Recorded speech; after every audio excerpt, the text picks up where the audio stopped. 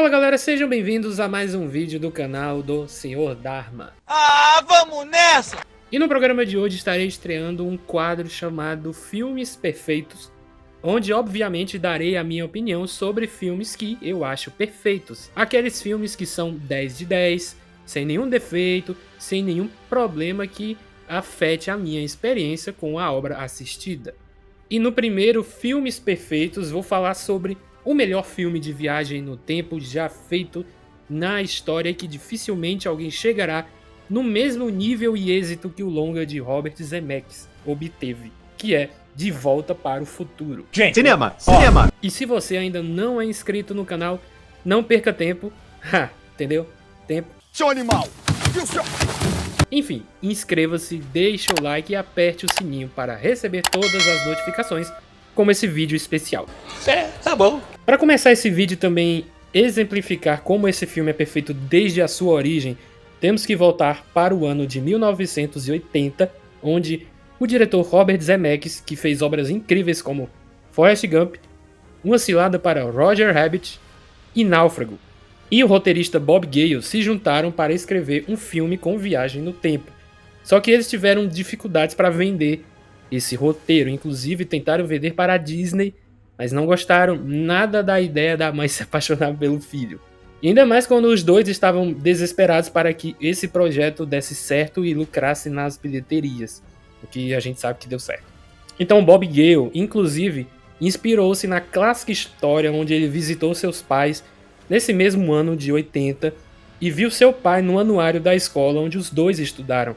E aí ele pensou, pô, e se eu estudasse na mesma época que o meu pai? Eu seria amigo dele? E pronto, essa foi a ideia que mexeu com a cabeça de Bob Gale, que correu para contar para Zemeckis, que pegou isso e juntou com as histórias de sua mãe, que eram um pouco contraditórias. Depois de várias negativas, Zemeckis precisou de um sucesso inesperado de Tudo por uma Esmeralda em 84 para que ganhasse crédito suficiente para enfim dirigir De Volta para o Futuro. Após todo o processo de pré-produção, o filme finalmente sairia do papel. Certo?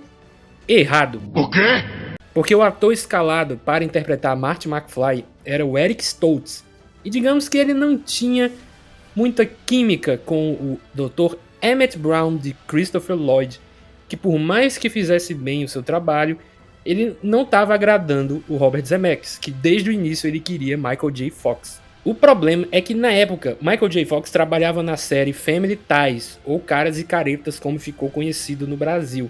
Por causa disso era quase impossível de Michael ser o Marty que Zemeckis tanto queria, mas mesmo assim, após Stoltz sair da produção, Fox conseguiu o papel e trabalhou arduamente por meses, dividindo a atenção entre De Volta para o Futuro e Caras e Caretas. Se eu não me engano, de manhã e de tarde ele filmava a série e de noite ele iria filmar o De Volta para o Futuro.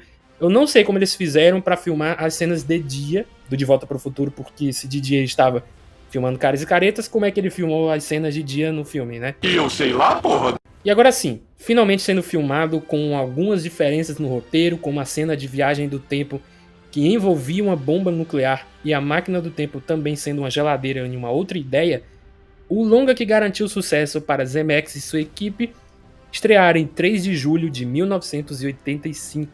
Lembrando que o filme foi filmado e passou sua pós-produção também no ano de 85, então toda a equipe ali teve que correr para entregar o filme na data que a Universal queria. Na trama a gente acompanha o jovem Marty McFly, um cara bem namorador, que adora uma guitarra, chega atrasado na escola e tem uma amizade com o Dr. Emmett Brown, que lhe mostra a sua grande invenção, uma máquina do tempo que funciona através de um DeLorean, plutônio e o capacitador de fluxo, que é o que permite a viagem através do tempo. Só que acontece um lance imprevisto, Dr. Brown leva chumbo, Marty tenta escapar e acidentalmente viaja para 1955, justamente na época onde seus pais eram jovens e ainda não começaram a namorar. Ih, rapaz. Para piorar, o Marty sem querer evita que seu pai, George, que estava brechando a mulher, de ser atropelado por um carro, quando na verdade ele que recebe todo o impacto, gerando que ele seja cuidado por Lorraine, sua mãe, fazendo assim a troca dos papéis no universo. E pra piorar mais ainda, ela começa a se apaixonar por ele, o próprio filho. O quê? Se fudeu, o problema é seu. Claro que ela não sabia que era o filho ainda, mas enfim. Sim! Daí em diante, o McFly vai atrás do Dr. Brown, ele encontra ele, tá igualzinho a sua versão dos anos 80, só que sem rugas e pés de galinha. Os dois bolam um plano para que Marty volte pro seu tempo e que seus pais se apaixonem. Senão, McFly e seus irmãos jamais nascerão. Ai, minha nossa! Dito o básico do que acontece no filme, enfim, posso explicar porque que eu acho que esse longa é uma obra-prima do cinema e um dos filmes perfeitos que existem na sétima arte. Concordo. Todo o processo de casting, se não fossem escalados os atores perfeitos, provavelmente esse longa não teria metade do sucesso que teve. Imagine aí se o Eric Stoltz continuasse como Marty McFly. A bomba que provavelmente seria o protagonista do filme não ter nenhum carisma nem quando tá sozinho, quanto mais contracenando com outros atores.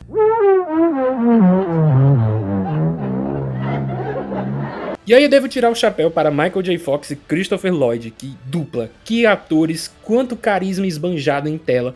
Ambos estão maravilhosamente bem e nasceram para interpretar esses personagens.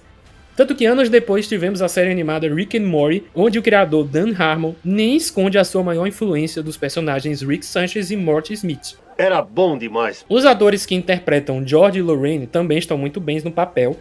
Crispin Glover, que faz o pai, consegue mostrar fragilidade e timidez nos momentos certos. E Lea Thompson mostrando seu lado mais curioso e encantada, principalmente quando encontra o Marty McFly.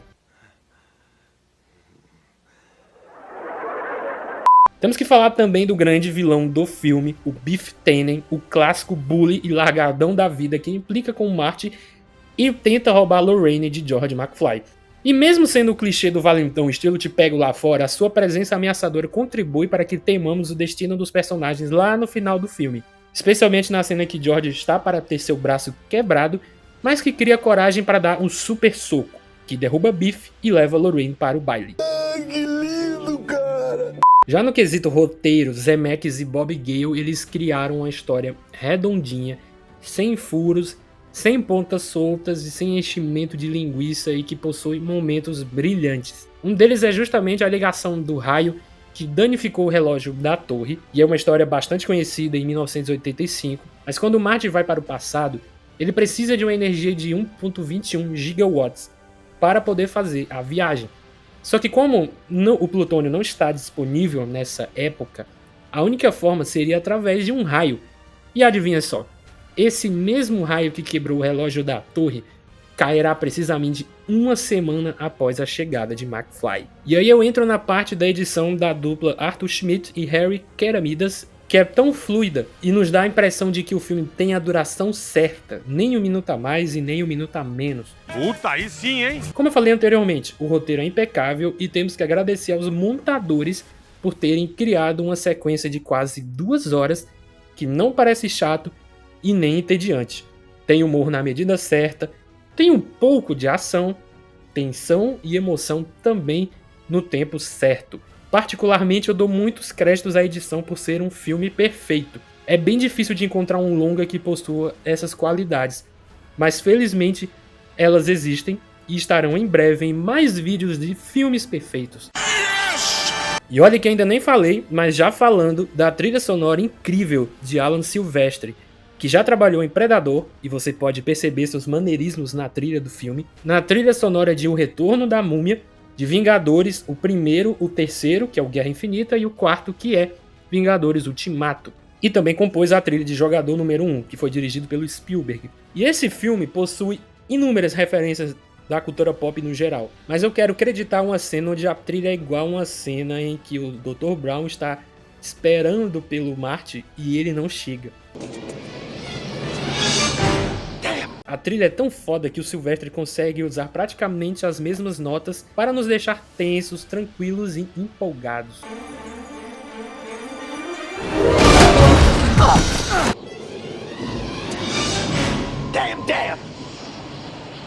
Então, com a combinação de uma boa direção, de um ótimo roteiro, da excelência dos atores e de suas interpretações, da trilha sonora fantástica, dos efeitos visuais de ponta para a época e da edição impecável, eu declaro que De Volta para o Futuro é um filme perfeito, do começo até o final. É bom pra caralho. Bom, eu vou ficando por aqui. Se você gostou do vídeo especial de hoje, não viaje e deixa o like, inscreva-se no canal e não se esqueça também de apertar o botão do sininho.